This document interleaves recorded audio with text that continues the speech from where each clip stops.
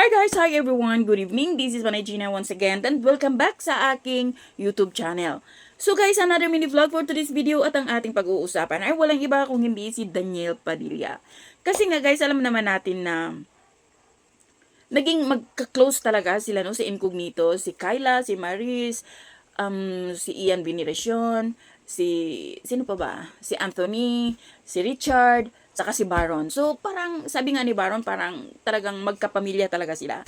So, ngayon, guys, lately lang, parang napag-uusapan, parang mayroong mga rumors na naglalabasan na kesyo si Daniel at saka si Kyla is palagi silang nakikitang magkasama. No? So, maraming mga netizen ang nagsasabi na baka nga merong namamagitan sa kay Kyla at saka kay Daniel. Pero guys, mayroon din akong nabasang komento sa mga netizen na nagsasabi na sinabi ni Kyla dati sa interview niya dito kay Ochi Diaz na as much as possible, ayaw niya talaga ng artista na makarelasyon. Gusto ni Kyla yung hindi siya artista, yung taong wala sa showbiz industry. So, pero sabi naman ng ibang mga netizen na in case man na mayroong namamagitan sa kanila or baka sila na, hindi naman nakapagtataka dahil single si Kyla, single si Daniel.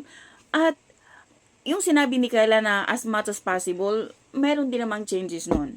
'Di ba? Kung yung pananaw niya is ayaw niya sa mga artista, pero ngayon kasi sa Incognito na naging mag-close sila, so nakilala niya si Daniel. Kasi siyempre may pagbabago yung mga nararamdaman. So guys, iwan ko lang kung gaano katotoo ito, pero ito ay walang confirmation dito sa dalawa. Ito lang ay mga haka-haka, usap-usapan, dahil nga maraming marites na nakakakita na palagi silang magkasama.